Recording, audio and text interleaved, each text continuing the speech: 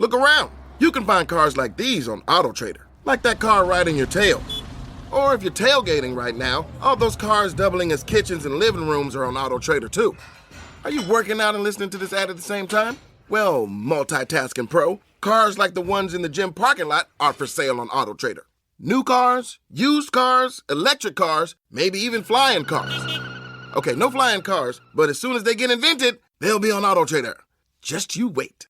AutoTrader. Welcome to Speak. I'm Joy Taylor. I'm joined by two legends, Super Bowl champion Keyshawn Johnson and NBA Finals MVP Paul Pierce. Yes, indeed. Another big sports Monday. weekends, NBA Finals, Caitlin Clark's return, and the U.S. Open.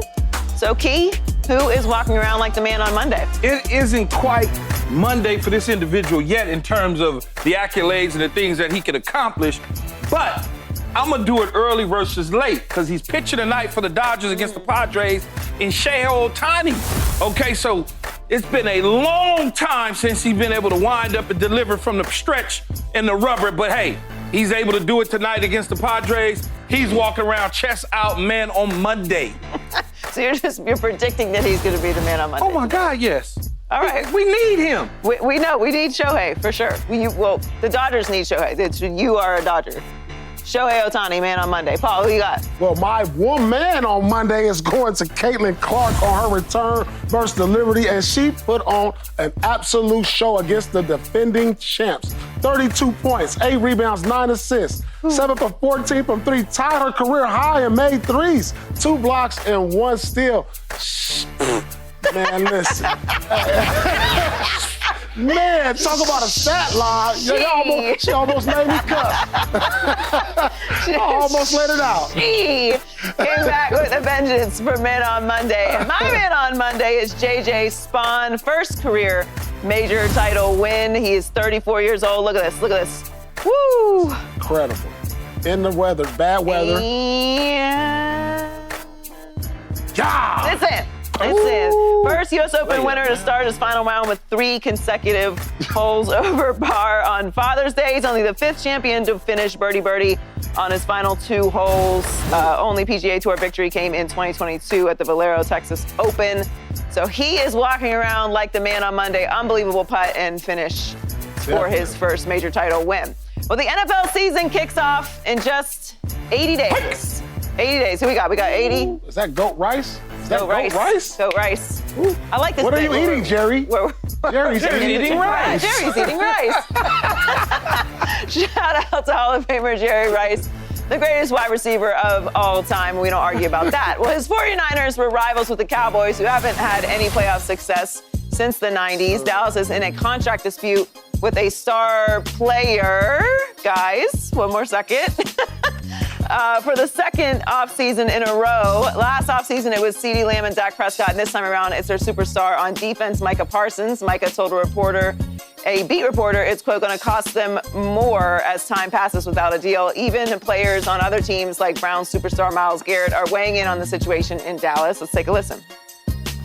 He deserves whatever he's earned. I mean, guy's special, and once I got the chance to train with him, I've seen his work ethic. I've seen how he attacks, the way he's running. He's 100% committed to his craft and getting better every day. And someone produces on the field and has that level of dedication, to the game. You should get every penny he's owed. All right. Stop me if you've heard this before. The Cowboys in the offseason in a contract dispute. So is it a mistake for the Cowboys to mess around with Micah's money, Key? No, it's not. They just negotiating. The deal will get done. And remember this, they're used to this. Every single year or every time there's a contract that comes up. Every single time. It becomes a little mind-boggling to us because we say, why pay more? They say, we'll pay more. We just want to wait. Now, I don't know why they're waiting. I have no idea. But it's something, man. They're not waiting every time one of their star players come up just because they just want to wait around. There's something to it. I don't know what the something is, though, okay? They're making some money doing something because every time that they wait, it gets more expensive. Now, think about what if T.J. Watt signs tomorrow or tonight because his holdout. What if he signs? Now, Micah's going to want more than him. Yep. So it's like, I don't know why Jerry In company, they do what they do, but they feel comfortable doing it. If they like it, I love it. Yeah, I mean, this is the common practice of the Cowboys. I'm not really worried about it. The only thing that worries me, is Micah participating in practice? Probably not. That's the only thing. It's like, I don't understand why you get behind the 8-ball when you could just say, hey, let's take care of Micah's contract. Let's get training camp off and going. And we can get the chemistry early, because the Cowboys, you remember, they weren't a playoff team last year. So, just trying to get that continuity early, trying to get guys' minds right early is a big plus, like when you were in training camp. So I don't get it, but apparently, like you said, Key, it must be something, collecting some extra interest on $500 billion or something just to cover the contract. I don't know. But I'm not going to worry about it right now. But as you start inching closer towards game time, it could cause concern. I think it's that Jerry likes to have the Cowboys in the headlines. That could be it, too. And when your star player hasn't signed, and it's Micah Parsons, or it's CeeDee Lamb, or it's Dak Prescott, or it's Ezekiel Elliott, we're going to talk about it. Whether he is going to get the deal he wants or not, he's going to be there. He's going to be playing this season in Dallas. We all know this. But if he doesn't sign yet, and then there's quotes and there's conversation about it, then we're going to talk about it. And the Cowboys are going to have their name on our show, because there's really nothing going on other than that with the Cowboys right now. So why not? Why not have an extra headline? Because they are going to end up paying more than they have to, waiting to sign their star player and basically the face of their organization in Micah Parsons. He's going to get every dollar that he wants. And the longer you wait, the more that you risk that someone else signs, and you're going to have to pay more. And generally, that's what's happened. That's why Dak Prescott has the contract that he has. That's why CeeDee has the contract that he has. That's why Ezekiel got the contract that he did. This happens every single year. This is not surprising. I really think it's just so they can be in headlines, because he's going to get paid. Yeah, I don't necessarily know if it's the money, because if I remember a month and a half ago, they were talking about the deal, and they said that feels like all the money points are all checked. Those boxes are checked. It could just be language in there that is holding the deal up. But even though there's language that's holding the deal up, if somebody like a TJ Watt gets his deal done, then we're revisiting the money. We're revisiting the money. So I don't know. I don't know why Jerry and company, they do it the way they do it, but they've been successful at being able to sign a lot of the guys in the past. I remember when early on in my career, they went through it with Emmitt Smith, and Emmitt Smith held out 2 games, and the locker room was going crazy, and they wind up giving Emmitt his money, and they went on and won the Super Bowl that year. So I think maybe Jerry may be holding on to some of that still, thinking that, he can revisit the past the way he does business. If you're Micah, how do you feel right now, though? Are you feeling good? I'm good. Because you know it's gonna happen? Man, I don't know what the numbers are, but I know I got $150 million. I'm good. I know I at least got 150. Right there. Right there. So you don't mind the holdout of you, Micah? To see if I can get a little bit more, Yeah. if it's a cash issue, or not cash issue, but a money issue versus a language issue. Is there a possibility, though, for to get franchised in this spot? No, because then they would have to then rescind the offer, which will make everybody mad. If you rescind the offer and you make everybody mad, then you got a disgruntled player. They already too far down the track right now, Joey, to turn around and do something different. I really honestly think it's probably just the language in the deal.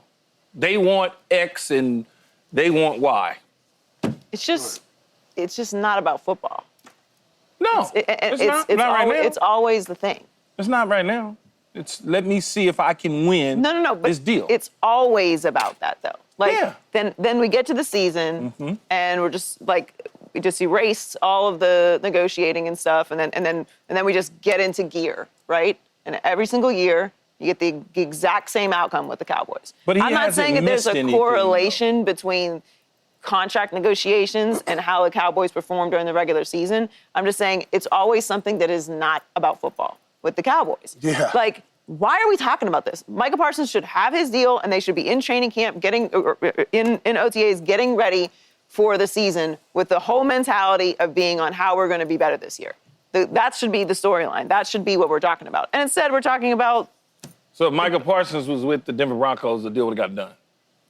Well, I mean, there's holdouts every single year all over the league. Yeah, but it there's feels people like that the have deal contract would come by now. negotiations all over the league. But for whatever reason, and it's always the stars with the Cowboys that we're having these conversations. And look, I'd like to think that Jerry has some sort of secret cheat code for why he ends up paying players more than he would have to pay them if he paid them earlier. But, like, there's a lot of billionaires that own teams, like, kind of all of them own teams. So I don't know that there is, like, some code that he has that everybody else doesn't have, particularly when it comes to the star players. So it's just very confusing to me. No, I don't know what it is. I don't know what it is either. From America's team to America's most discussed quarterback, Aaron Rodgers, the newest Steeler, made it through a mandatory minicamp without any major issues and won't have to be back in Pittsburgh for more than a month until training camp starts on July 24th. But former Steelers quarterback Ben Roethlisberger doesn't think Rodgers is long for the Steelers or the NFL, though. Let's take a listen. I don't think he's going to go. I don't think he's got much more after this year. I think this might be it for him, personally. I have no reason. You could ask, well, how do I know? I don't know. I'm just guessing in terms of you coming off an Achilles.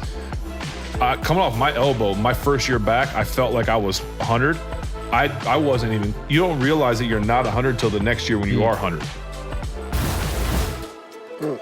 Do you agree with Big Ben's guess that this is Rodgers' last season, Key? I do agree, but part of that agreement for me is anything short of the AFC Championship game. It's his last year. It's his last year. If he can get them to the AFC Championship game, then they'll take a look at 2026-27 with him. You have to. You just have to. The Minnesota Vikings did the same thing with Brett Favre. Favre went to the NFC Championship game. The next year, he comes back and he played in 13 games. And he wasn't, I think they were 5-8 or something like that. And he got hurt with a shoulder injury. And then that was it for his career. This is sort of the similar path to Aaron Rodgers. If he can get them to the AFC Championship game, they'll revisit it and bring him back. So in other words, no. That's why I said I kind of agree with Ben. You know what you got to start looking at, though? Think about this, Key. And it happens in all sports. When you start bouncing around, think about the last 4 years that you played. Don't look at me. No, I'm just saying. Think about, like, how many teams did you play on in your last 4 years? Last four, I would say last four was three. Right. 3 teams. My last 4 was 3 teams. Yeah. It was the last year of Tampa, Right. 2 years of the Cowboys, 1 year of Carolina. Brooklyn, Washington, 2 years. Yeah, but I can still When go, you though. start bouncing around, like multiple cities in the that's the sign. That's the beginning of the Time to give it up. Because that means you a rental, and you pretty much on your last leg, and you probably... Damn, you ain't even a rental. You like an Airbnb. No, you are. You really are. But reason you brought in more for your leadership than your skill based on what it used to be. Yeah. You know what I'm saying? Absolutely. And so I truly believe this is his last year because I don't believe they'll make it to the AFC Championship. I think it's just too top-heavy. He's had a great career. And, think about, like, he don't want to keep moving. Like, no, it's over. You don't want to just keep moving. This is last team. This is it. This is the final stop. Team for sure. Last team for sure. This is it. And he's going to be 42 mid-season this year. Yeah. So if he plays another year, he'll turn 43 during the season. It depends on how he goes out, I think, though. I think this is his last year. I think everyone should be treating this like it's his last year. I mean, I obviously don't think that he's going to be anywhere near good enough for this to even be a conversation about him coming back another year. This just feels like a Band-Aid for both the Steelers and for Aaron Rodgers. He didn't want to leave the NFL with the Jets being the last place and how things went down. The Steelers will be a better situation. They have a better defense, a more solid structure, more culture than the Jets had last year.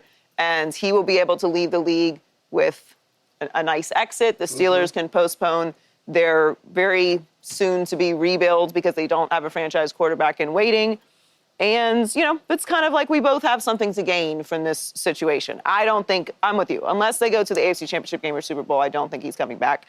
Even winning a playoff game, like that's a nice way to end things. Yeah. And again, I try to be very careful about saying that athletes should retire, because I very much understand that there's only one window in your life to do this, and there is no other replacement. You're not going to like a different league. When he's done, he's done. So I am of the opinion that you should get all the juice out of it that you can. Yeah. But at the same time, I don't like watching greats have bad exits from leagues either. I want to have a last final good memory of someone that's contributed so much to the game and to the NFL. So I think it will be his last season. It feels like that way anyway. The last 9 games, though, man, them last 9 games of the... No, I'm not talking about with the Jets. I'm talking about with the Steelers. The last 9 games, yeah, it don't look like... It don't look like... Yeah, it don't look good. It don't look good. Man, they got the Ravens twice. They got the Bills. They got the Dolphins. They got Detroit. Cincinnati team. I mean, that's just... It's going to get ugly if... Ooh, man, I feel bad for it. No. Detroit. Yeah, they got Detroit in there. December 21st, they play Detroit. Yeah, at Detroit. I'm trying to figure out where Key looking at. What schedule you looking at, Key? Maybe I got, this is the old schedule I got, I guess. Okay, I got the old, see, they put the 2024 schedule. They faked you out. Look how they did it. I was like, I'm looking at it too. That's what happens. That's what happens when your guy Mo. You see these conditions. This is 2024 schedule. Oh my goodness. I'm looking. You enjoy y'all looking at me like I got frogs on my face. I'm like, I got the. I got a bad schedule. Some glasses. Coming up, the Thunder pulled off a comeback of their own in Game 4. We'll tell you if OKC is taking back the momentum in the NBA Finals. That's next on Speak. And don't forget, you can check us out every day on the Fox Sports Channel on Sirius XM.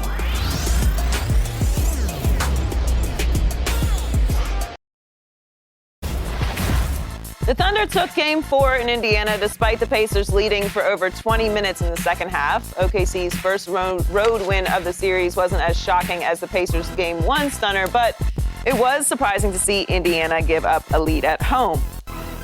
We're joined now by Fox Sports senior NBA analyst Slick Rick Bucher. What's up? What's up?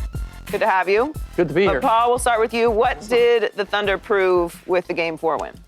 Well, they proved that they can get back to their dominant ways on defense in the fourth quarter, because for 3 quarters, Indiana was just pretty much scoring at will. They proved they can win in a close game.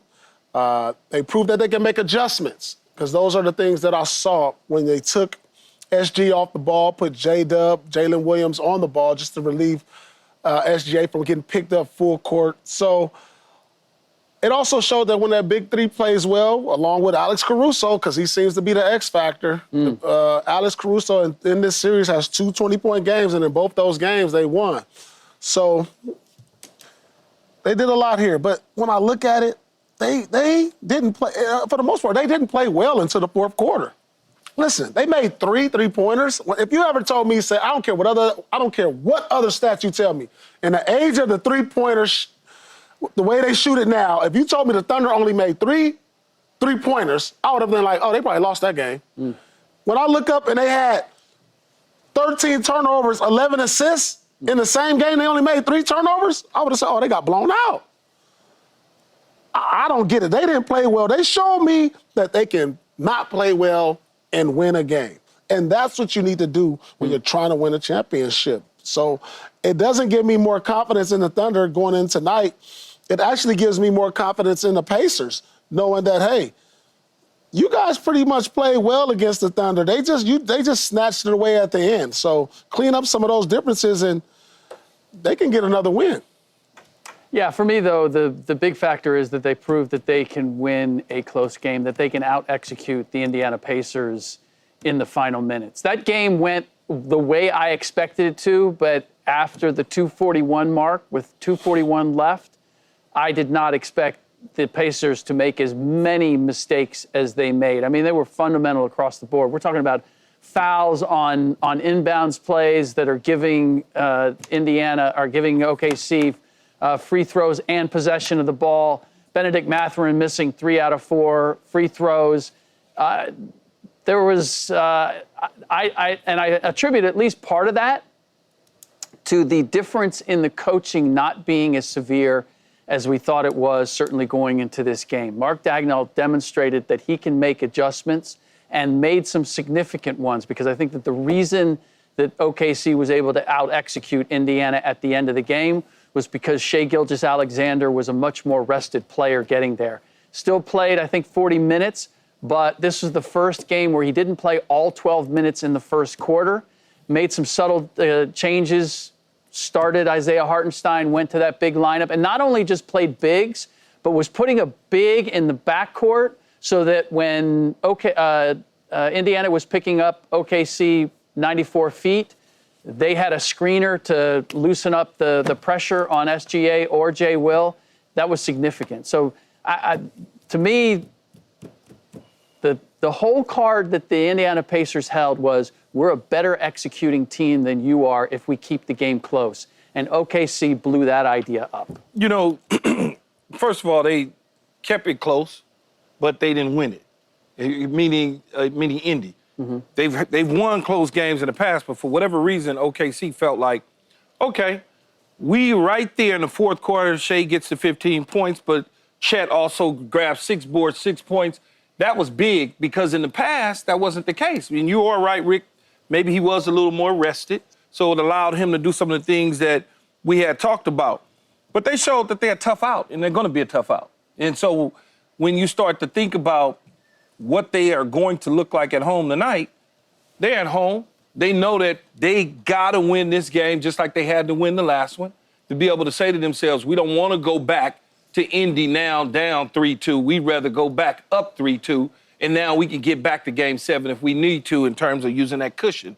So that's the key ingredients for me in terms of winning Game 4 is that they knew that they can keep, if they can keep it close and just within striking distance, they would pull ahead in the fourth quarter, and that's what they was able to do. I think they showed a lot of mental resilience because it felt kind of like the Pacers pulled a Thunder and letting the Thunder hang around. And because it was a close game, even towards the end there, I was like, oh, the Pacers are going to end up winning because this is a close game. This is where things go awry for the Thunder. But it kind of felt like the Pacers ran out of gas at the end. Also, make your free throws. 100%. Got to make your free throws. Felt like this was a big win for the Thunder as far as maturing as a team to be able to come back from that loss and get this in a close game when this has been the issue for them. If they're not blowing teams out, that they can't close it. So, I mean, I will say, do you think the refereeing got a little soft there at the end? Calling little chippy calls that they weren't really calling all postseason. But that aside, I think that the Thunder did a really good job in closing this out. I'm glad you brought up the fact that they didn't expand it. Indiana didn't expand it when they had the opportunity. To me, that was the lost opportunity, was actually at the end of the third quarter. They played it, and Rick Carlisle did this throughout the game because he didn't use challenges in the first half when there were clearly some calls that, if you watch the replay, went against Indiana, and if they had been challenged, would have been overturned. It was almost like, I know this is going to be a close game. The score's okay. I'm going to keep my powder dry. I'm going to save my challenges for later, and then ultimately didn't have reason to use them. But I thought at the end of the third quarter, when they had their biggest lead with 10 points, they had an opportunity to expand that in the final couple of minutes.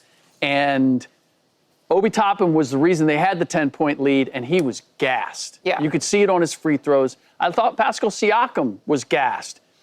Andrew Nembhard was out there for Tyrese Halliburton and wasn't effective, and that's where you'd normally go to a Benedict Mathurin to step in, especially with what he did in Game 3. But he didn't give him anything, though. He got him 13 minutes, 8 points. Carlisle didn't, for whatever reason, didn't use him. And I almost felt like there was this overconfidence from Indiana, the way they started. Like, this is going to be a close game, which means we've got this in the bag. And instead of pushing it out to 17 or 18 going into the fourth quarter, it was at 7. And I just got the feeling like OKC went in for the break thinking, oh, man, we're in good shape considering where we could have been. Well, do you think that the Thunder stole the momentum last night? 100%. 100%. All the things that Indiana achieved by winning Game 1 and then amplifying by winning Game 3, which was home court advantage, psychological advantage that if it's a close game, we're going to win, and the momentum, they gave all those away in this game. I thought they were in the driver's seat, and now I feel like they have to, I would put OKC there. I don't think that they showed that they were tough out. I think OKC reestablished we are the team to beat in this series. Well, the reason and Indiana gave all that away. The reason I say a tough out because they didn't fold. They could have easily folded their tent when like, okay, we're down 3-1, or better yet, we're down 2-1, and now we're on the verge of being down 3-1. We're down by X amount of points in the third quarter. They could have easily just folded their tent, but that wasn't something that they did. The momentum obviously shifts back to OKC. They're even now at 2-2. Because OKC, regardless to how we may feel, in their mind, they sitting there and saying, man, that game one, if they just don't get the game one, we up 3-1. We feel good about our position and where we're at. And Indy had the opportunity to have home court. They were there. As I said before, days ago, hold serve. If they could just hold serve and get out of there with those 2 wins, get back home, and at that point, now you put all that pressure on OKC to try to push it back to Indy. Now it's flipped. Well, now Indy's got to try to push it back to OKC because it's going to go 7. You think so? I think it's going to go 7. Man, if I'm Indy, like I think in the last game, Rick Carlisle got kind of like out-coached. Agreed. And saying that it wasn't even the plays, it was with his substitution pattern. I thought he left Miles Turner out there. As a coach, this is what you always got to read. You got to read the temperature of your players on how they playing. You know, you got to gauge, say, hey, it might not be his day. And I haven't felt that the last 2 games with Miles Turner. When I look up, he gave me 3 rebounds in the last 2 games. Yeah. That's not showing me that you playing with the type of urgency I need to win a championship. And that's what I'm looking for. And then Ben Mathurin, he has a great game in game 3, and you cut his minutes in game 4. Like, I saw it late in the game. Yeah, he came in and made some fatal mistakes for the team, but he was cold by then. I was like, he been sitting for like the last 10 minutes. Now you want to throw him in the heat of the game. He just wasn't ready. And so I hope you look at the adjustment I would have made. I would have played Miles Turner a little bit less.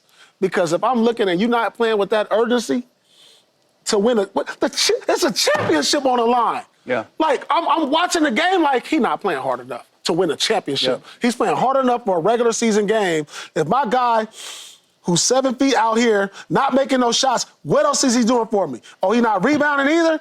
Oh, he's not playing defense either? And Carlisle got to see that.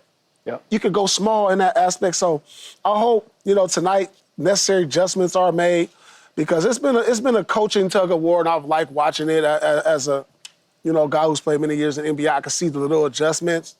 And so, but it's been a great series so far. I love it. Do you think the Thunder stole the momentum? Yeah, they stole the momentum. But if I'm Indiana, I'm looking like, listen, guys, we really outplayed them for 40 minutes. Like, the last 8 minutes of the game, they took it. They scored 17 points in the fourth quarter. Their lowest scoring fourth quarter in all of the playoffs. Yeah. It's like Indiana played not to lose instead of running through the finish line. Mm-hmm.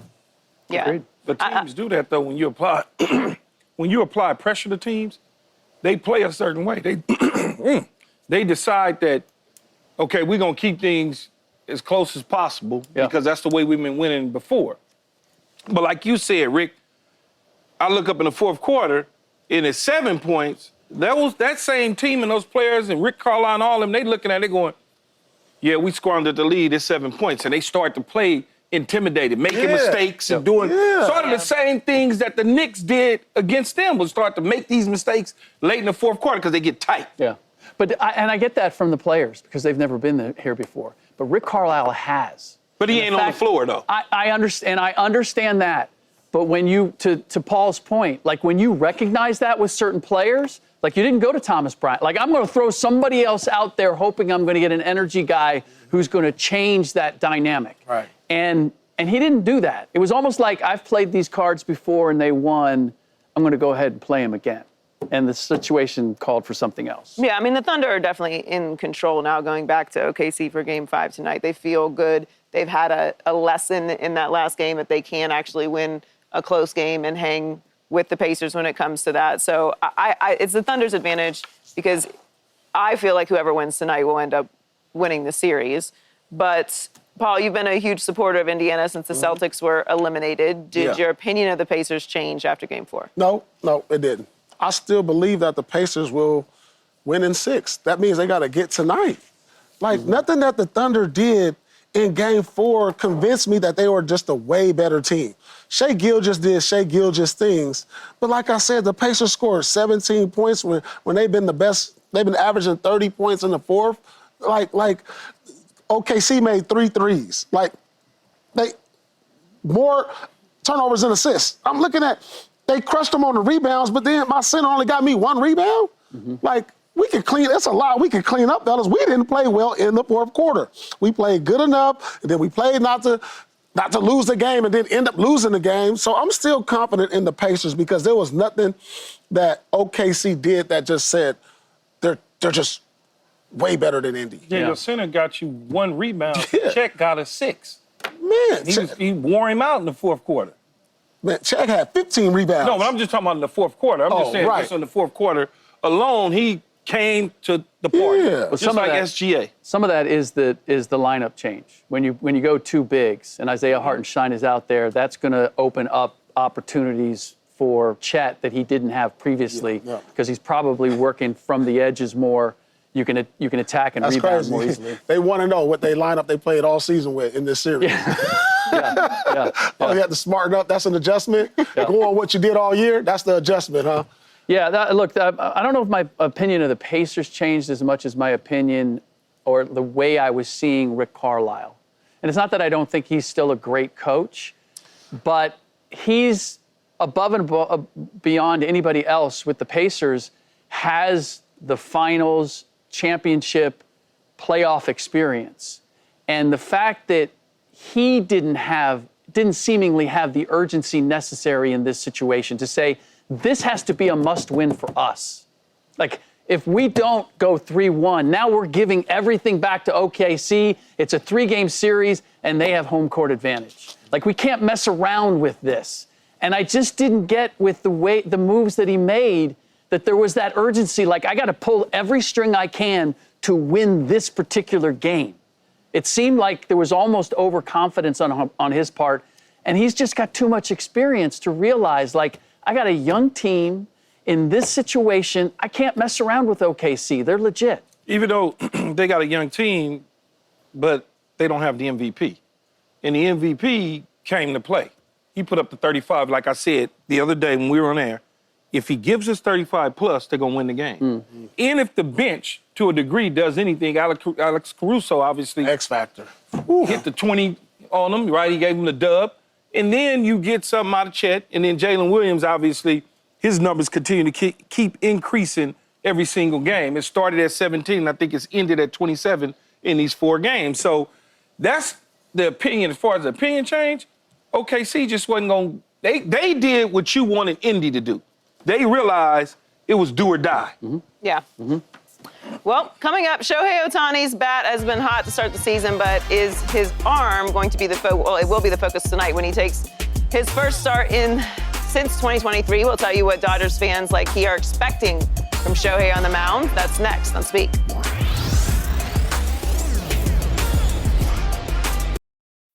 Imagine this.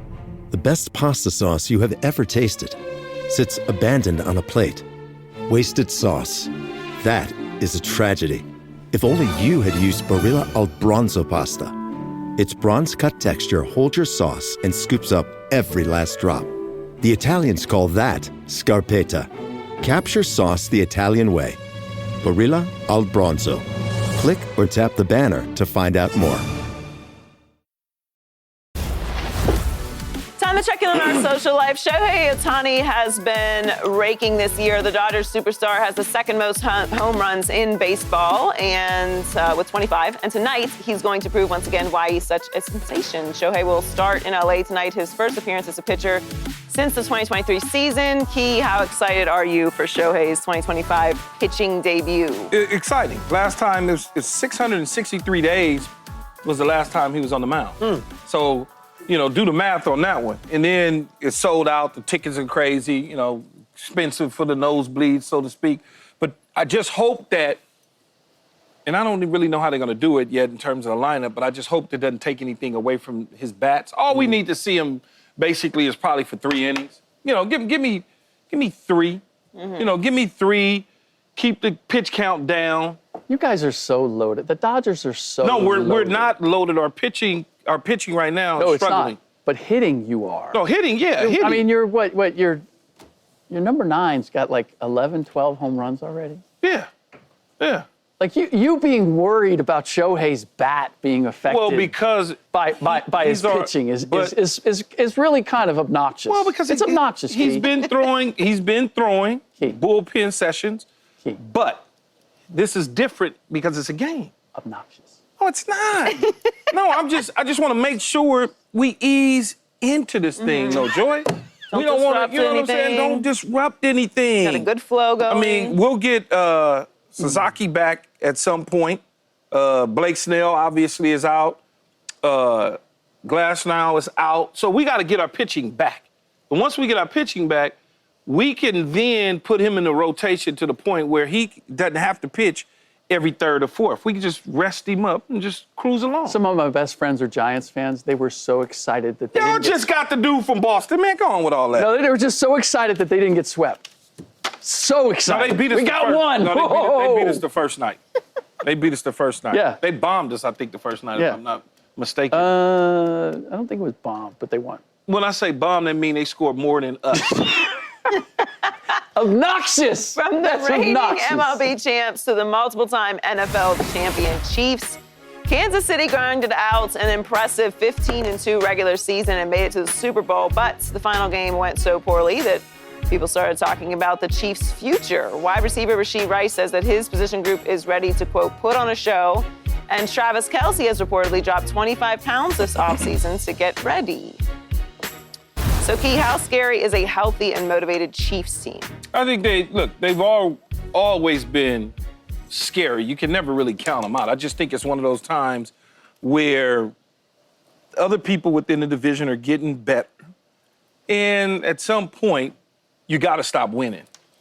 You just have to stop winning and going to the Super Bowl. Everybody does. And this might be the year for them where all of a sudden they just stop. I mean, they don't win the division. They make it to the playoffs. Maybe they win a round or two, and then that's pretty much it. They won't be hosting the AFC Championship game, and then we'll be talking about somebody else coming out of the AFC. So it's over? No, it's not over. It's just slowing down, and they got to pick it back up. That's all I'm saying, because Baltimore's going to get better. We see Cincinnati, what they did money-wise. Buffalo certainly is better. The Chargers are better with a second-year head coach. Denver's better with a second-year head coach. I mean, it's just teams are going to get better in the AFC. And Rashee Rice, you know, is clearly in a much better, healthier space because he's talking. So that tells me he knows that he's going to be on the field come September for them. They got some players. They got some guys over there, but I just feel like this is going to be one of those 12-5 type seasons that they missed the Super Bowl and everybody goes, oh, the dynasty's over. That's what I feel. But I could be wrong. Demise for the Kansas City Chiefs. Oh, God. Hey, you said teams are getting better, right? Yeah, teams are getting But better. did the Chiefs get better? I don't know. They got better from within. Think about it. They were injured. know. They were injured most of the year. No, they had a couple players injured. Pacheco was out, pretty much. You lost Rashee Rice. Rashee was out. Receivers out. You know, those are some pretty key pieces. He was on his way to becoming a young star at the receiver position. Yeah. Now, I don't know what's going to happen with the whole ACL situation, how healthy or how comfortable he'll be when he steps on the field, because it's all mental. But this is a team that was carried by its defense week in and week out, right? For the most part. Now you're saying, oh, we got our offensive weapons back, and we went, 15-2? I wouldn't be shocked if the Chiefs go undefeated. I bet you wouldn't. Wow. I bet you wouldn't walk from home on that one. I wouldn't be. I mean, they were 10-0 with all the injuries. I forget where they lost their first game, but I remember they was at 10-0 around there before they first lost. So I'm confident in the Chiefs, a motivated Chiefs. I mean, obviously, look at Travis Kelce lost how many pounds? 25 pounds. 25? Yeah. That must have meant he was massively overweight playing. Like, Well- come on, who has to lose 25 pounds in the offseason? He probably just didn't have great, he probably had that hangout 25 chitlin pounds? circuits pounds on him. 25 pounds from a year ago? Yeah, but that might never, be, like- It also might be him just slimming down because he's getting older, and it's easier to move around when you have a little less weight on you. I can't think of a sports player, any sport, that's massive transformation. Like, So that's massive to have to so go you on. said Like, 25? 25 is a lot. Tyler, so he probably plays at 265? So went down to 240. Tyler, check that out. I think I was just off the top of my head, massive probably at adjustment. 265. The most weight guy. I've ever had to lose in the offseason was like 7-8 pounds. Like the most. Like never over 10. I feel like there was a period in the NBA where there were a lot of centers that were suddenly slimming down because the game got so much faster. Like an Alonzo Mourning dropped weight. Tim Duncan dropped weight. But it wasn't like they wasn't heavy. No, I would say it was probably 10, 15 pounds. So he's lot. listed at about 6'4", 250 right now. Yeah. So 225 scary. Like that would be scary. skinny for Travis.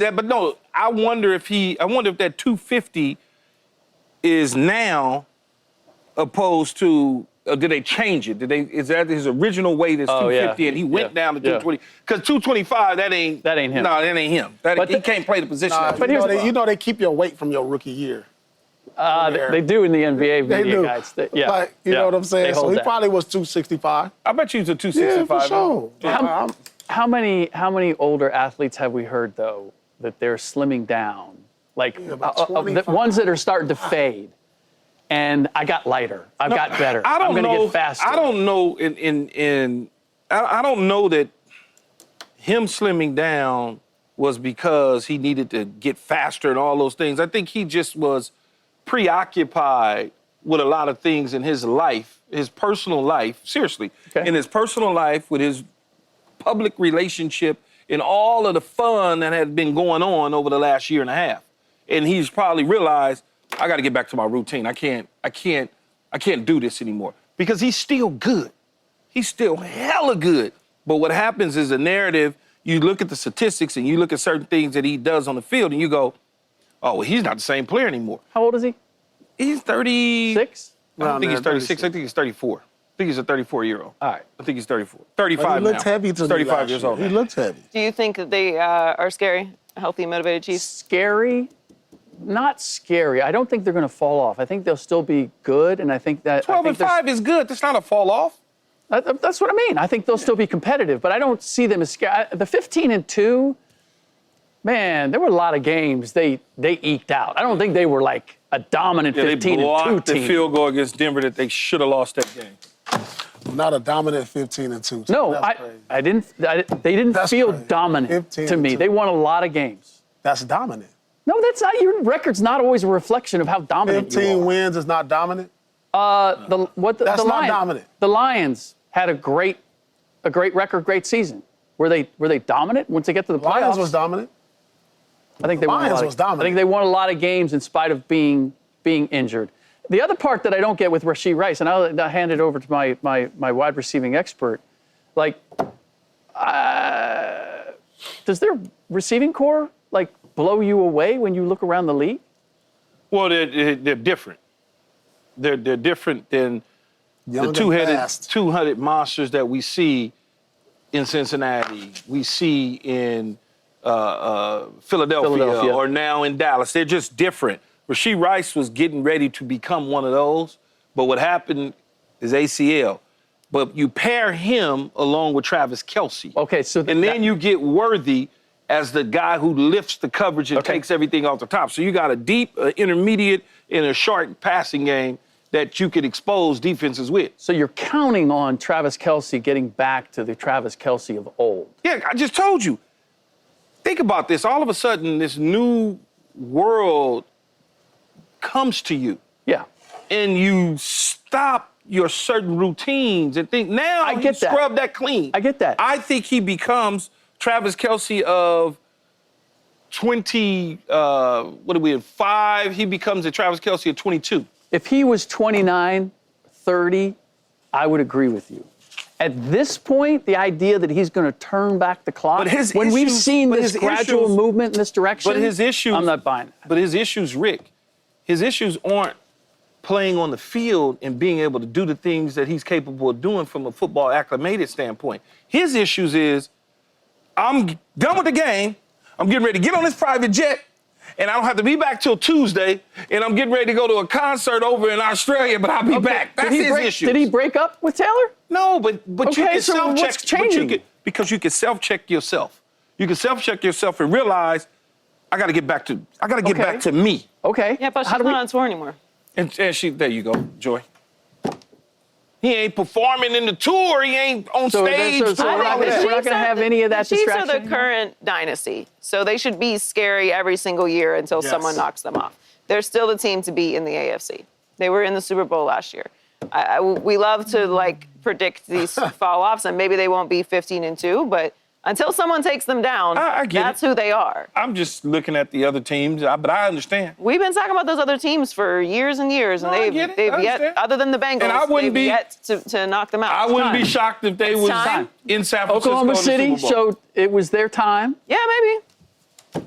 Yeah, stop it though. Who's next? I can feel it coming. Who? Buffalo? I mean, there are teams who could be next that would make sense. Yeah. Buffalo would make sense. Ravens. Cincinnati would make sense. The Ravens would make sense. The Texans would make sense. Yep. There's a few teams. There's a few teams. The Chargers would make sense. But if they got to go through Kansas City, Chargers got. it's not going to happen. Bengals have already done it. gotta go. Good. Lad McConkey's good. Arrowhead doesn't. It's like a personal attack Arrowhead on what? Lad. Arrowhead doesn't scare the say Bengals. anything about the Chargers. Arrowhead scares everybody. Where are we on booking Lad McConkey for the show? I don't know. Don't ask me. I'm not the booker. Okay, we're out to his people. Internet, please let Lad know that we're looking for him. Yeah, Lad. The Niners are also looking to get back to the Super Bowl despite losing some key pieces this offseason. Great players and culture guys like Deebo Samuel, Dre Greenlaw, and Hufanga are no longer rocking gold helmets, but GM John Lynch talked about the process of moving on from those guys. Let's take a listen. That's the hard part, watching good players that are good people and good people who help build the culture we have here, walk out the door. That's never fun, but again, it was necessary and happy where we're at. So, Paul, can the Niners maintain a winning culture after all those offseason departures? Yeah, absolutely.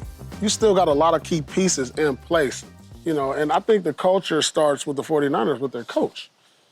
You still got Purdy.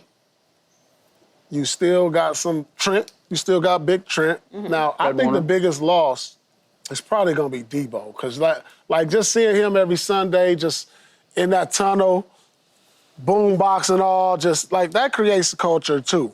But it's up to the guys who've been there that's coming back to say, hey, ain't nothing changed. They still have the talent. You still got Kittles.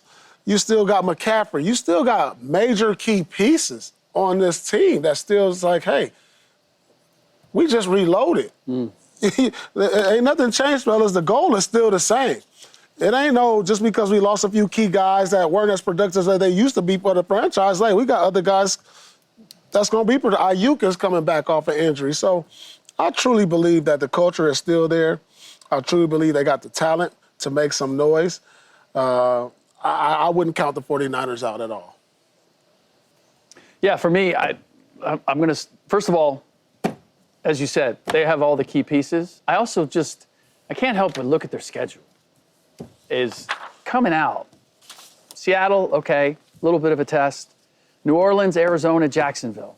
Like, you have the opportunity to get out of the gate strong, which, with all the injuries last year, that was the big issue that they faced. So I look at the division, a lot of questions in terms of just exactly how formidable the NFC West is going to be, some changes there. So they're going to be in the mix.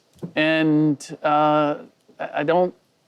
they kept all the pieces. A lot of this is going to depend on how well their draft class works, right? That's where they went to replace some of the injured pieces that I think the names were bigger than the game at this point. Yep. But Fred Warner still being there. All the leadership that I need for this team is still in place.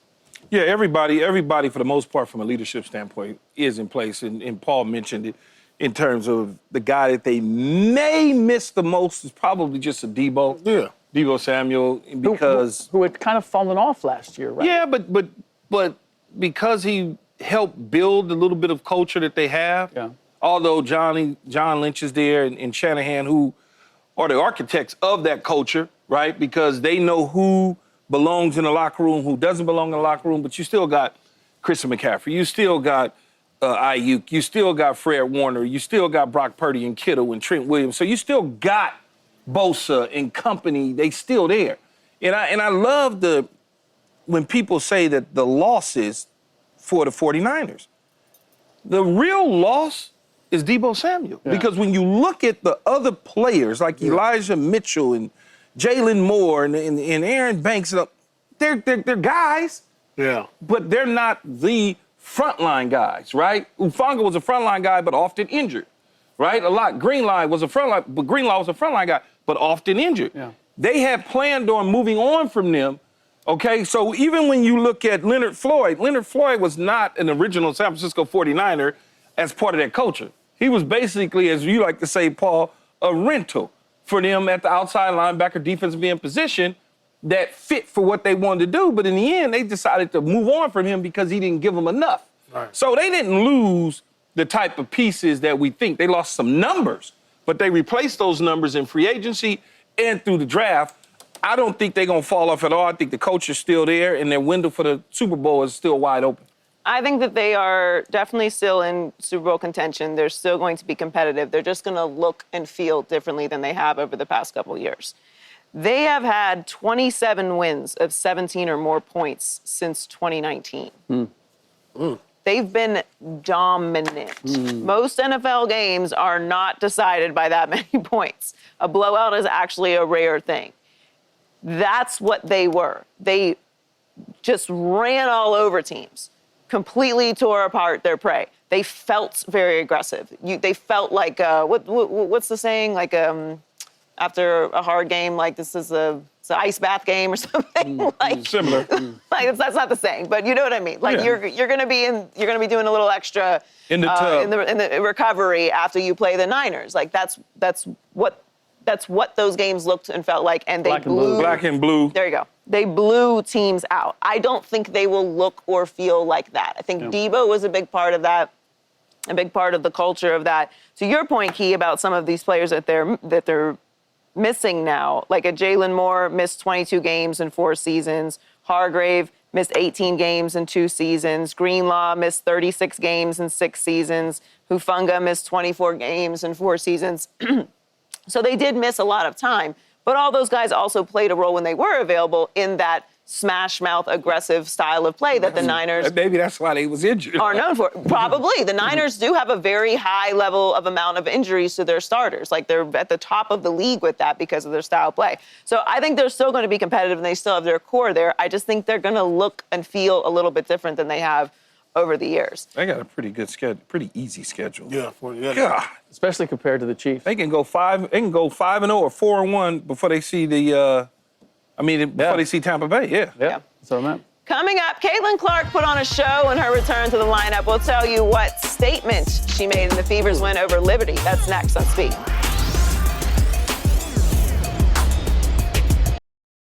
It was a rough season for coaches in the NBA. What did you say, Paul?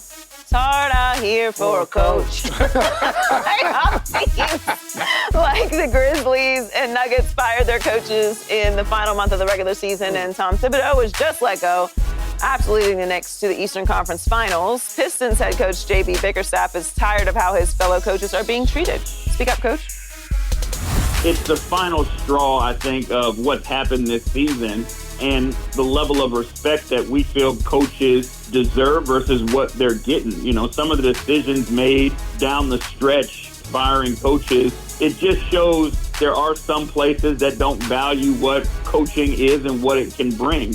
When you're a coach, you feel like there's a job that you've been told to do, and when you go out and do that job well, you should carry over to the next year. And if you've had past successes, like that should envision future successes.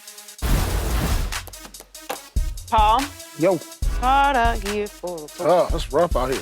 Whoa. Do you agree with Coach Bickerstaff about how coaches are being treated? Because it was Budenholzer, Yeah. Mike Brown. Brown, Early on. Taylor Jenkins, Mike Michael Malone. He likes Michael. Michael Malone. and Tom Thibodeau. Yeah.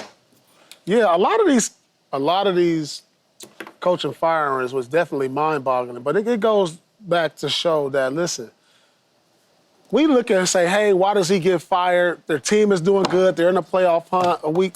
But what we also got to understand what happens behind the scenes. And that's the one thing the public and people don't understand. Listen, if you're having a strenuous relationship with your stars and players, because it's more than just coaching. Like, coaching is just one aspect of being that guy. Like, if the locker room and players are disgruntled, and think about this. You're a coach, you're making what? $5 to $10 million at best? Whereas if my $30 million player is unhappy, you do the math. Who's here? Who's going to be here? Who you ready to cut ties with? Who you rather cut ties with? Because he ain't going nowhere. This is our franchise.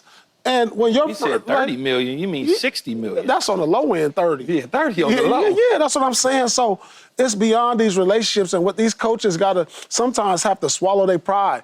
You know, sometimes egos get involved with these coaches. Well, you got to understand, this is what the new age player is now.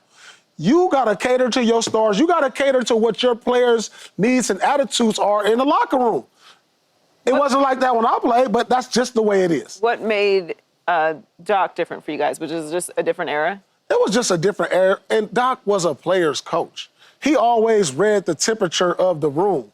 Like, he understood what the locker room was, and he made us accountable. Like, it wasn't always micromanaging. And I feel like some of these coaches today that get fired do too much micromanaging. You can't go out tonight. You got a curfew. You can't, you can't micromanage grown men making $50 million. Like, players ain't feeling that no more. And that's one thing Doc understood, and that's what I believe happened to a lot of these coaches, too much micromanaging. How was the relationship between Doc and Danny Ainge? They had a great relationship. Yeah, that's what I mean. They went golfing all the time. Like, that's my point. Yeah. That's my point. I think relationships count more That's what than I'm talking- wins that's what I'm wins talking at this about. point. Like, and it's because now the franchise, the organizations have so many people. They're huge operations. And the coach is the pinwheel in all that. So he has to have a relationship with the ownership. He has to have a relationship with the front office. He has to have a relationship with the medical staff. He has to have a relationship with the players. He has to have a relationship with the media. He has to have the relationship with the business side. And so your ability to maintain healthy relationships with everybody and utilize all that is counted as more than just what you're doing is wins and losses. And we don't get to see how those relationships are because, for the most part, those are all behind the scenes. But that's having a huge effect on these places. I mean, that Michael Malone, for all that he did, like, there's no doubt that he was part of, like, relationships that just were not working on a number of fronts. And that's what only cost him. And I think what the big difference is, we're seeing these decisions just being made earlier. I mean, what's the GM's job? But to build the staff, to build the roster. I'm saying, like, I get it. Like, you do. Relationships are important. You're absolutely right. These are massive operations. The coach is involved in a lot of things. But I got sleepy listening to all the things that you have to do. There's only 24 hours in a day. Right. Like, we know how hard it is to coach. Yeah. We were joking with Paul about coaching. Like, you don't want to coach. No, hell no. No. He turned down the Knicks job. Yeah, he turned down the Knicks job. Officially. I told you. Right here, you heard it on Speak. He's not going to coach the Knicks. It's a tremendous amount of work. Yep. But, like, is there another position that needs to be created to kind of, like, take those things off of the head coach's plate? Because, like, I would like the head coach to focus on, I don't know, coaching the team. Yeah. And managing the players. Yeah, well, but then it comes back to you have to that coach has to have a great relationship with the GM in order for the two of them to balance. But we just also do not not hold GMs to the same standards. No, and GMs do this intentionally. You're right. Coaches. Right, but GMs do this intentionally. Like, we're going to put this guy out in front. So if we don't perform to the level that we expect, then they're going to be and a GM will get like one good player, and we forget about all the other. Yeah, but at some point though, that general manager ass going to be on the streets too. He is, but At some point. he just wants to get another contract before it happens. No, it may happen that way because when you firing these coaches, and Joy always talks about this, about firing coaches too soon. Yeah. You go back and you look just in the NBA, and you can look at the NFL too, but in the NBA, they fire coaches off of good teams and playoff teams, this, that, and the other. All they do is take major steps back. They ain't none of them moving forward. Yeah, Pat Riley came downstairs and won a championship, but outside of that, these coaches getting fired, the Denver Nuggets They let gonna Mark take a Jackson step go back. and- They're gonna take a step, but Mark Jackson was building a program. Okay? Right. He was And they're- building it, and then eventually Steve Kerr's been there the entire time. When you win a championship Steve haven't been there. They when Mark handed left- it over to him. That's what I'm saying. They handed something good to him Yes. that was built. Right. And from that standpoint, he continued to build, and they start winning. I mean, I also But these- think like Pat Riley and Steve Kerr are That's what I was about to say. They so extreme far outliers. in front of everybody. Yeah. Look at Denver. Denver just won a championship a couple years ago. They're going to take a step back. I don't care what nobody say. Look. Same thing with the Knicks. They get ready to Understood. take a step back. Understood. But look at the Phoenix Suns. If you don't blame the coaching, and they've already had 2 or 3, right? Yes, they blaming the coaching. then and you're they gonna have taking to blame- steps back. But then you're going to have to blame either the GM or the ownership Yes. for the decisions and that they've made. And they're stupid Understood. doing it that way. Understood. But the coach is just an easy fall guy. Sure, because he's the person that we see. He's the Yes. person that interacts with the media. He's the person that has to explain these moves. He's the person night in and night out that is interacting and is front-facing to the world for the organization. And as we know, you can't fire owners. So there, other than people just not going to games, there is really nothing that can be done to hold ownership accountable for meddling. And the other part that we don't generally find out about until someone has been fired is how much owners are involved in decisions that they should have no part in. Sure. To me, a good owner is someone that writes really big checks when he's supposed to or she's supposed to, and then leaves the basketball operations to the people that they pay millions of dollars to do that. Our Because good no people matter let what it it go. is that you feel you think you know from playing 2K or college basketball, Yeah. you are not involved. You should not be involved in these decisions. Let's be clear. I'm not saying that it's fair or that it's right or even that it's good No, I business understand. practice. Yeah. I'm just explaining why it happens because it's easy. It's passing the buck and dropping it on. You can't, the players, they cost too much. They're too hard to move. The GM's in the office every day talking to the owner on the phone while the coach is coaching. He can paint this any way he wants. But you could also just not fire people. Well, that wouldn't be good Why? because that's not what the owner wants to do. Remember, he has to have the power. along with the No, general I get manager. that, but like you He don't, ain't gonna wanna like you just did sit not, back and chill. unless something is burning to the ground, you don't actually have to fire people. Like you did not have to fire. I would say almost everyone that got fired this year did not have to be fired. Yeah, that's true. It Maybe like wasn't 1 or 2, right, but but the other ones no. no, they didn't need to be fired. That's why JB is saying this. I don't think any of them needed to be fired for this year. Budenholzer. Yeah, Budenholzer. It was. I mean, you can't miss the playoffs. Yeah, he can't miss the playoffs. Can't miss the KD playoffs. and Booker. You can't. You can't mess Well, the that's play in. but everybody then. Frank Vogel should have been fired, and then No. Monty shouldn't have been fired. They just firing people. Marvin Ham should have been fired. Oh, it was Ham. No, Ham was with us. Baker, Yeah, yeah. he shouldn't have been fired with us. But Ham shouldn't have been fired. no, he shouldn't have been fired. But that's just what happened. Like Paul is saying. I don't like that. You Doesn't know, I? some people there. I don't like. Okay, this is just what happens. Like that's not a good answer. Well, but so here's the answer: is when you feel like your team is underachieved, and you need to make some sort of move. Who feels that way? What move? Ownership. But like Joy said, the owner doesn't know diddly. He or she should just Don't tell the stay owners in the that. box. The I understand that, but they don't. They don't know diddly don't. squat. I understood, And a good, but they think that they don't they know do. diddly squat. And the point I didn't is use the squat part. I just used diddly. the point is good leaders hire people who are excellent Yes. at what they do Stay out and of the let way. them do that. Yeah. Every owner I've It's ever not- had stayed out the way. Yep. We were good. It doesn't mean that you are completely hands off when things start to get messy, but you have to allow people time to build things. You have to allow things to grow. You have to have patience.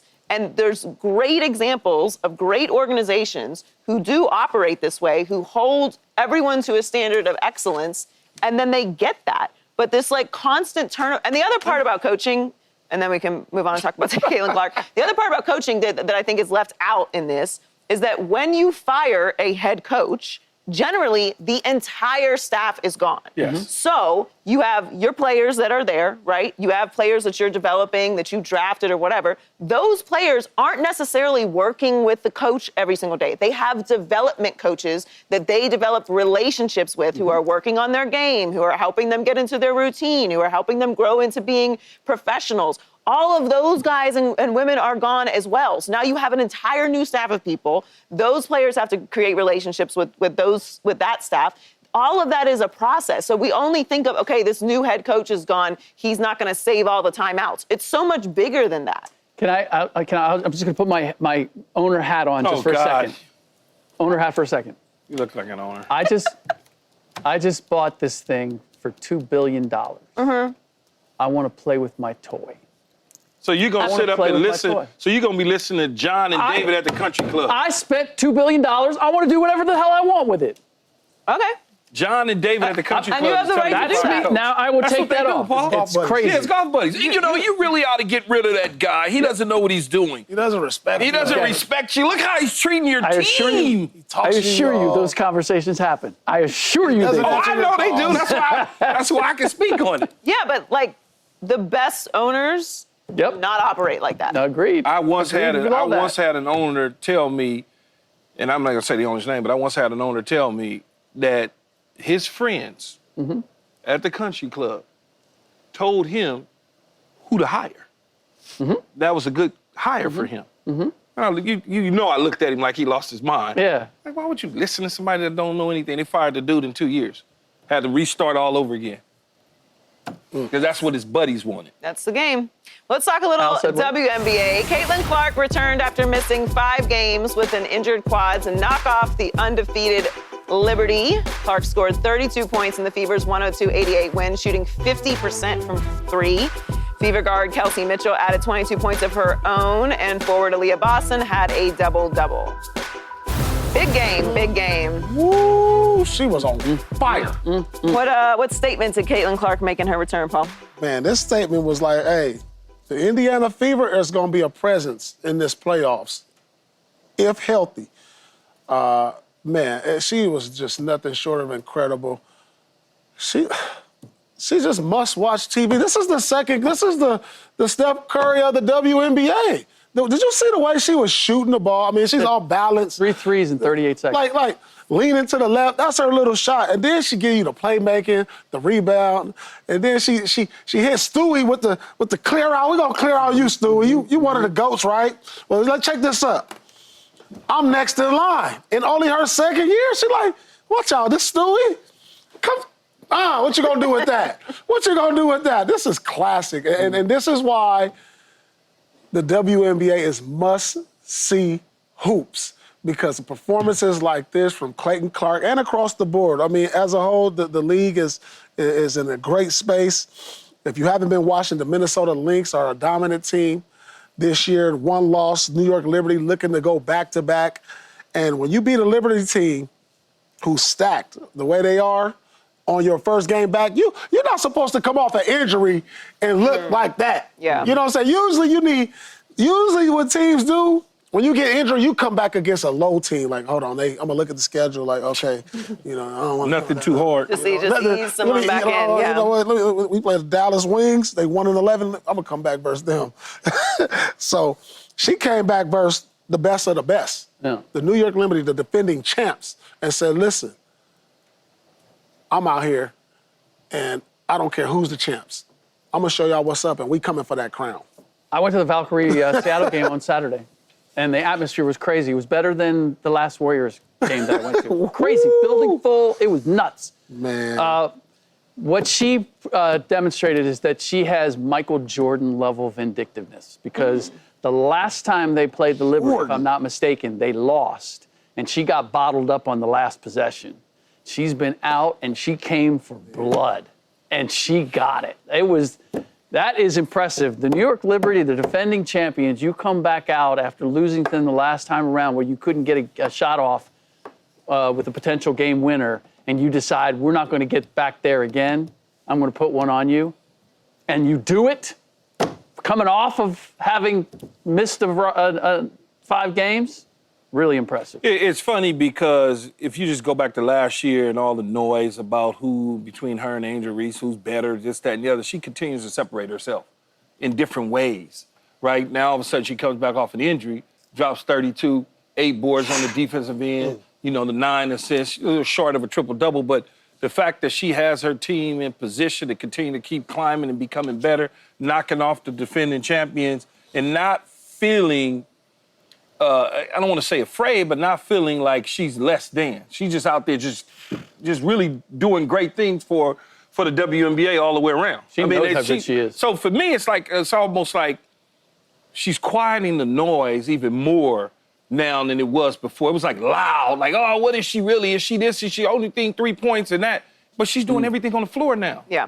Like literally. I mean, consistency obviously is what builds legacies. And to come off of an injury like that, like you're coming back against the champs and having a game like this, like your point, Paul, you want to like ease back in, like just give it a nice like soft revisit. But she's just such a dominant player. But what I love about what's happening with Caitlin Clark this year, because she, like we're just showing now, she's such an amazing passer. She's always head up down the court with her passing. And last year was a bit of a struggle because obviously we're trying to it's unbelievable. Like we're trying to develop the rest of the team around her so that she can take advantage of this incredible passing ability that she has. Because we know she's obviously an incredible shooter, an incredible long-range shooter. But 9 assists and the dimes that we're showing her, and she's running the floor, keeping this pace up. It was a beautiful thing to watch, and especially coming off of an injury. So I expect a lot from her. I think she could get a bucket in the league. 1 bucket. Yeah. I think she could get a bucket in the NBA. Probably. Well, she could shoot from 40. So. I think she could get a bucket in the NBA. Of course, you mean like inside the 3? Yeah, that's what I'm saying. Oh no, she could just get a bucket. She can get a. For sure, she can spot up and knock a shot down all day long. Several shots down. She's shooting from beyond. She's shooting from that's what I was saying. as it is. But think about it when y'all kick the people and they missing. She gonna knock that down. Coming up, NBA Finals Game 5 is tonight in OKC. We'll tell you what the Pacers have to do to pull off the upset next on Speak.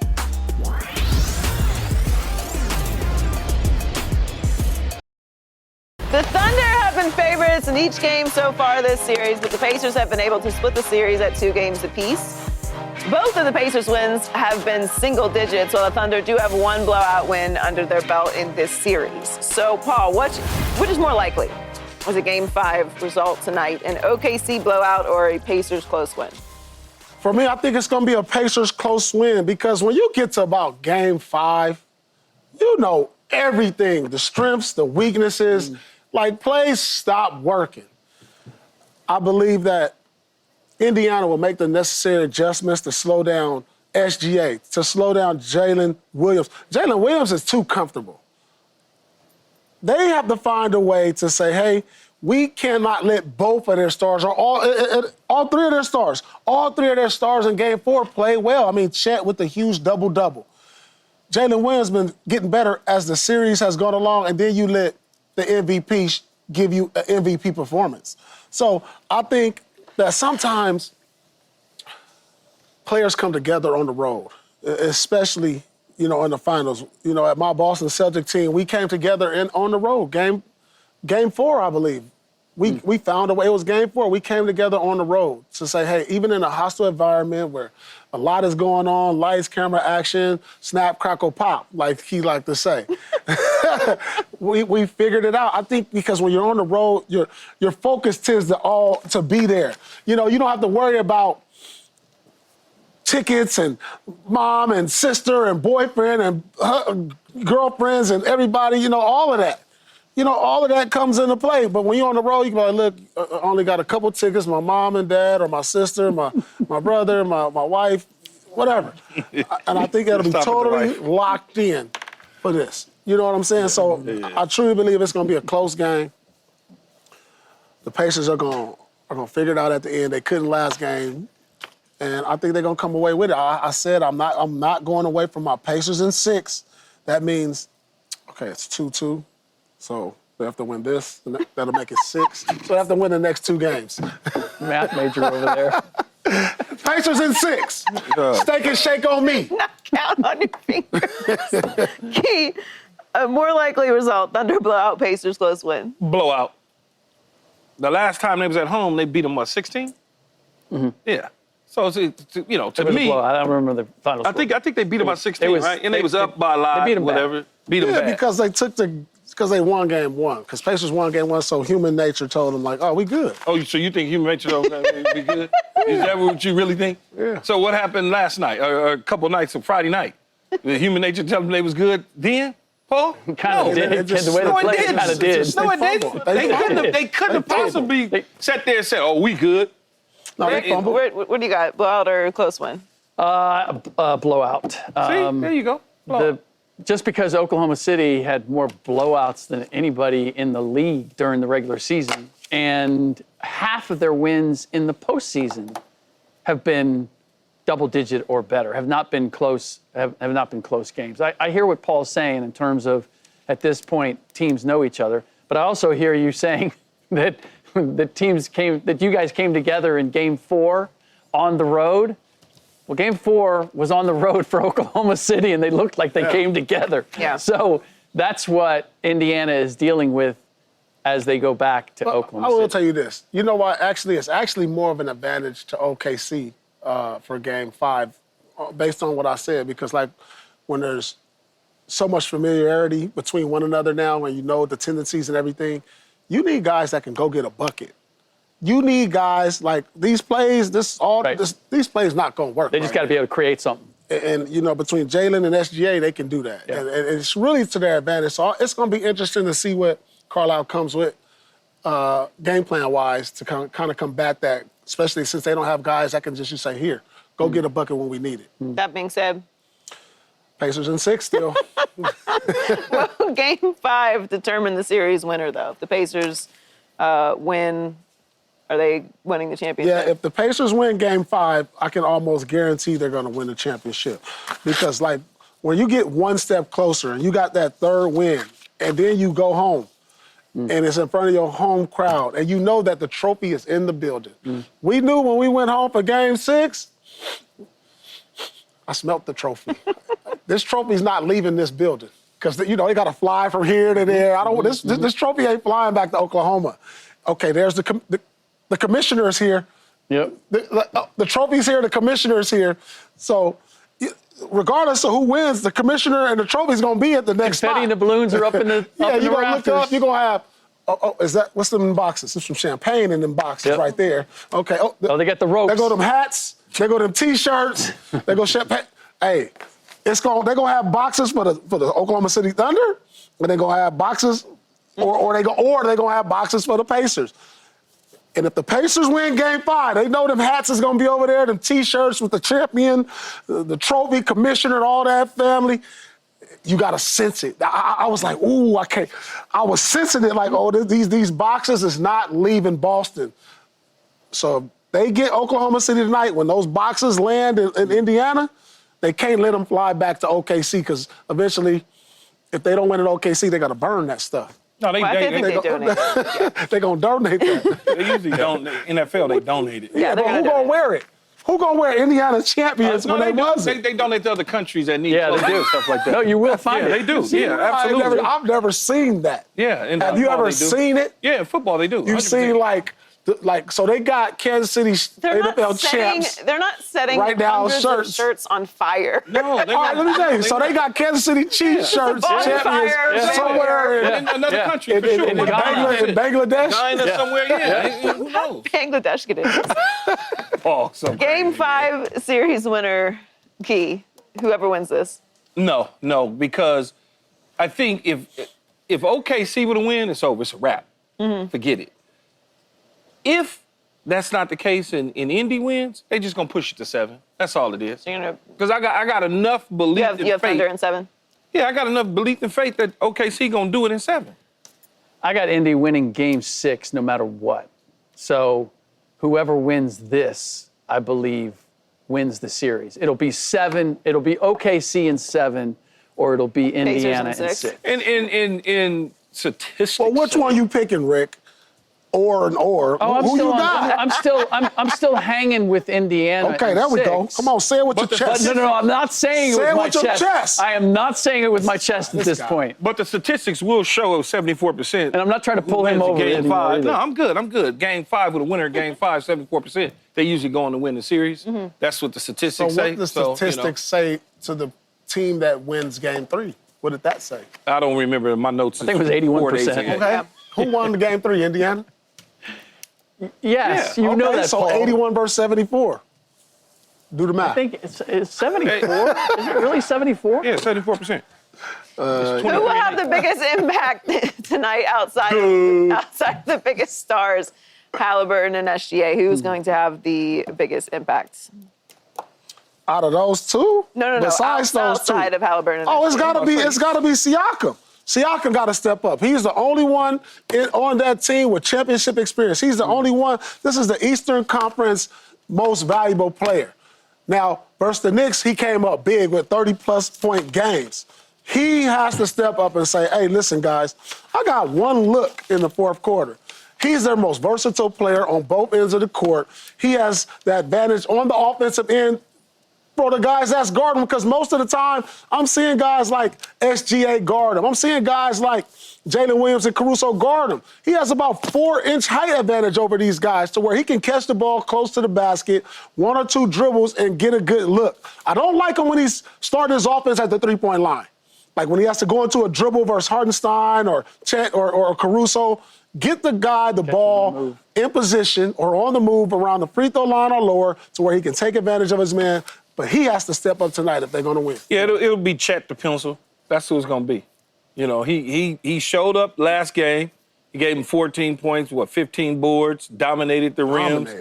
He hit all his free throws at 100% because they are free. That's why they free throws. He'll take care of business, and he'll be that X factor, so to speak.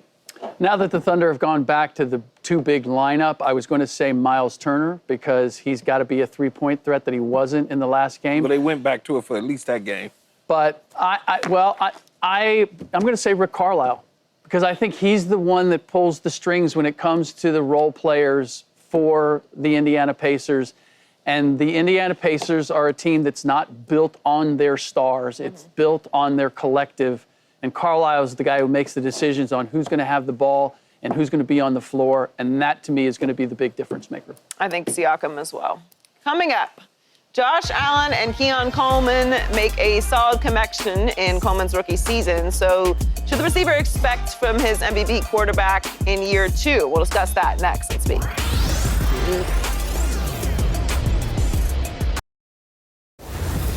Time to check in on our social life. Bills receiver Keon Coleman was balling out over the weekends on the court. He scored 60 points in Damar Hamlin's celebrity basketball game before focusing all of his energy on football. Coleman was a 2-sport athlete and played for Michigan State's basketball team. So, Paul, you impressed with Keon's skills? Oh, yeah. I mean, man, he showed me more than dunks. He was showing me a 3-ball. He was showing me dunk contest dunks. I was like, when I saw it, I was like, who was that? Man, he showed me he's the best athlete. Look at this, off the glass. He out here showing out. Man, we need to get him in all the celebrity games. Look at this jumper. That's modern day NBA move right there. 60 points is 60 points. Oh yeah, he's toying with these cats. You could tell he used to hoop in college or high school or whatever. Look at this. This don't you usually could tell a football player when they play basketball because it looked kind of funny. I'm actually surprised. He looked like he really hooped. I'm surprised he's playing. Well, yeah, he got the in and out crossover. Oh, come on. He looked like. Did you ever have anything in your contract you couldn't do? Yeah, I had a lot of stuff in there. Like but what? I wasn't doing no celebrity games and all that sort of stuff. You couldn't ski? No ski, no motorcycles. Things that I wouldn't do anyway. Like I'm not getting in a hot air balloon and all that. I'm not doing all that. Air balloon? I'm not skiing. I'm not doing that. I'm sorry. I'm just not skiing and none of that. I went skiing, actually. Skiing's fun. Yeah, but I'm not doing it. It might be fun. I'm just going to hang out in the cabin. Mm-hmm. Right. Yeah. You're going to get in the inner tube? I might do that. I may, you know what I'm saying? It just depends on how steep the hill is and what it looked like. You never wanted to get a motorcycle? Never. Why? Never. I don't play with that stuff. No, that's too dangerous. I get a chopper. All that's dangerous to me.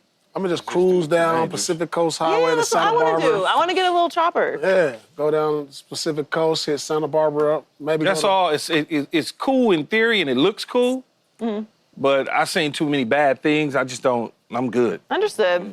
Sticking in Buffalo, Keon Coleman had a solid rookie year with the MVP, Josh Allen. Coleman had 556 receiving yards and 4 touchdowns last season, but he sees a lot of room for improvement in year 2. Let's take a listen. You wanna know exactly what I see? And that is trash. You gotta be better. Simple as that. Like, you gotta be more efficient here. You gotta get out of this break. You gotta stack your DB. You gotta give Josh more room to throw the ball. You gotta catch that.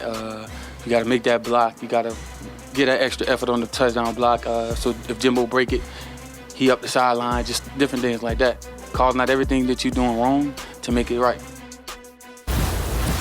Well, Keon Coleman is clearly looking to make a big jump, but Key, how will Josh Allen follow up his MVP season? Either the same as this year or better.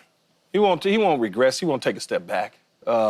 If you look at his last 3.5 years or so, he's been continuing to stay in that MVP conversation in the top 5 every single year for the last several years.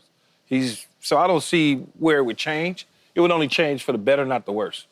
Yeah, he's been one of the favorites for MVP each and every year, but now, you know, Josh, he loves the fact he got over the hump because he's been the favorite for MVP, and now he got it. Got over the MVP hump. Yeah, the MVP hump. That's what I'm saying. He's been the favorite for the last couple of years, but the only way to follow up an MVP season for Josh is to win a Super Bowl, and I know that's on his mind. He got to win a Super Bowl. Yeah. You know, so, like, winning MVP was all fun. Okay, check. Like Lamar, check. I checked that box already. Now we got to find a way to get past Mahomes to get to the ultimate game and win a Super Bowl. So that's it. Yeah, I think they'll have another strong season. I mean, they're poised to win the division again, although I do think the division is much more competitive than it's been in years past. They're still the front runners to win the division, and I think that they will. And they're among a group of maybe 6 teams with elite quarterbacks. And now that he has this MVP that we've talked about him winning for years, their only goal is to get to and win a Super Bowl. And a team, to me, that is likely going to win the division is always a real contender because they're already we're already penning them in for the postseason as it is before the season starts. And if everyone's healthy, then that's where they should be. The crazy thing, and we were talking about it in the NBA coaching circle, I feel like Sean McDermott has to get over the hump this year, else he could be joining us at the desk. That's just I know.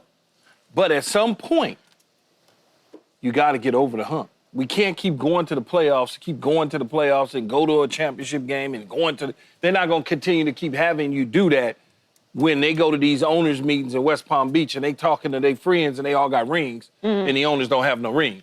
They talk to their friends too. And so. Yeah, but I think it would only happen if they had a real disappointing season. Like, I think if they made it back to an AFC championship game. AFC championship game might be cool for them. But if they don't make it back to an AFC championship game, I can see where the noise with the new stadium coming and loud noise and all that Sean McDermott could be. Maybe. Coming up, Kevin Durant has worn a few different jerseys throughout his storied career, but which one will he be putting on next? We'll Hey, Sean, how you doing, man? Next nice to have you here. You're crazy. I'm just saying. KD is going to be traded this offseason, and he has narrowed down a list of teams that he wants to play for. Kevin Durant reportedly would be interested in either joining the Rockets, the Spurs, or the Miami Heat. Paul, between these 3 teams, what is the best fit for KD? We talking about eventually trying to be closer to a championship. I got to go with the Heat, maybe, because the Spurs is too young. Houston is too young. And the Eastern Conference, I feel, is wide open. So I think it's the Heat. Yeah, I like the Heat, too, but I'm just like, why not Minnesota? It can't be the location. Live there. Yeah, the location. But it can't. You like San Antonio? You done went from Phoenix. You don't want to go to Minnesota at the end. But you talking about going to San Antonio, possibly. It's warm out there. Think about all the warm cities. He's talking about being warm. That's the thing. Like, I ain't going to Minnesota to be freezing. You play indoors. You act like they outside on asphalt with lights. Do you see what do these 3 cities have in common? Warm weather. Yeah, but Miami, as far as that goes, yes. I get it. Houston? Miami's great. But you're not going to San win Antonio. big in Houston. You might not win in Minnesota either, so at least I'm going to be warm doing it. I don't know. He got to pick and choose his own team. I think for all the reasons you mentioned, the Heat are the best option. They're a great culture, great coaching. They are always going to be a deep team. They know how to identify players and elevate them, so you won't necessarily be completely top heavy. I do like the Rockets as well. They did finish second in the West, but I think they're still a little bit younger, and the West is harder to get through. I think the East is a bit more wide open, and it would be the best situation out of the three of these. I think the Rockets are slightly second to me, but I don't think the Spurs is a good idea. Was Spo on the Olympic team as an assistant coach this year? I mean, this past summer? So. I think he was. Huh? Yeah. I'm just, because I was like, I wonder if he was having a conversation with him over there at some point. Maybe.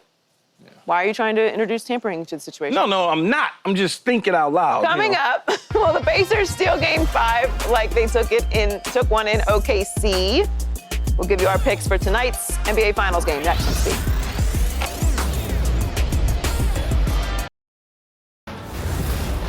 It's a pivotal Game 5 tonight in OKC. The Pacers have never trailed in a series this postseason, but they are 9.5-point underdogs in this one.